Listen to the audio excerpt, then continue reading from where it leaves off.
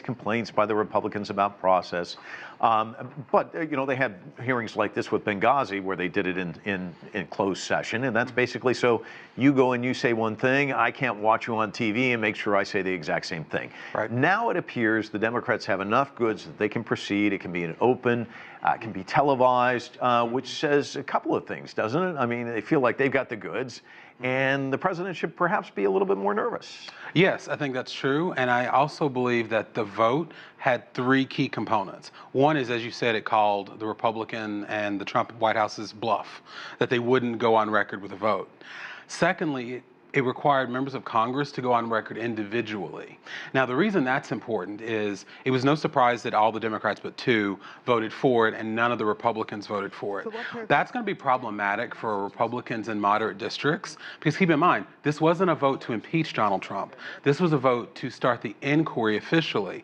And what are these Republican moderates going to say to their constituents when they didn't even believe what is alleged didn't even rise to the level of investigation? That's going to be hard for some of these folks. And the problem they have for our international audience is the greatest fear for somebody running from office is that you'll be outflanked if you're on the Democratic side on the left, right. Republican on the right. So they don't want a primary challenge. I mean, that's one of the reasons. They're kind of boxed in a way, aren't they? Right. And the president, he's very savvy when it comes to using those political machinations because even today he's already allocating cash for state campaigns, mostly in the Senate, but I'm sure it will follow in the House. So even if you're in a district that's moderate, you have to be careful because not only will you might have a primary opponent, you might have one funded by the Republican Party. Let's talk about messaging because Nancy Pelosi said this, she's the Speaker of the House. Every member should support the American people hearing the facts for themselves. That is what this vote is about. It's about the truth, and what is at stake in all of this is nothing less than our democracy. That's a pretty compelling argument. Trump's argument is it's a witch hunt. It seems like a repeat of what he's used in the past. They're obviously playing to the court of public opinion. How do each side kind of venture forward with their messages? Well, I noticed, especially in the White House statement, there were just factual errors.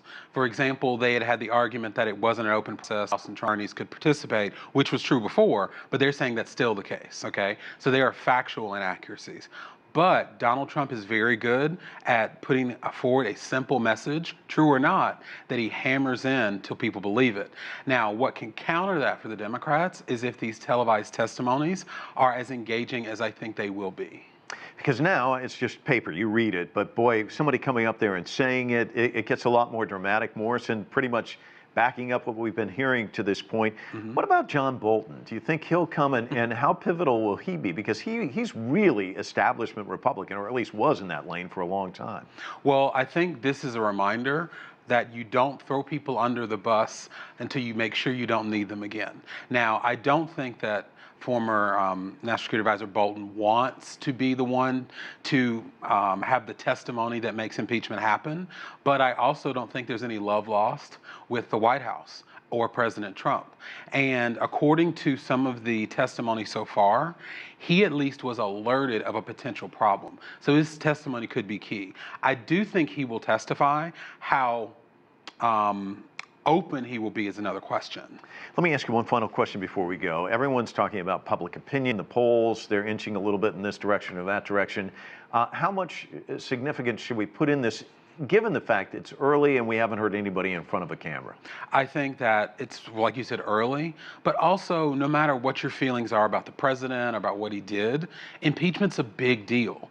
And Americans like stability. And so making this change, even if a lot of people wanted it, is going to be scary in the beginning. But I think once we see the testimonies, and if the Democrats make their case, I think just as in the Nixon impeachment, that people will kind of see, they may not vote to get rid of Donald Trump, but they will at least see that this is serious enough to rise to the level of investigation. Calvin Dork, always a pleasure. Thanks for coming in.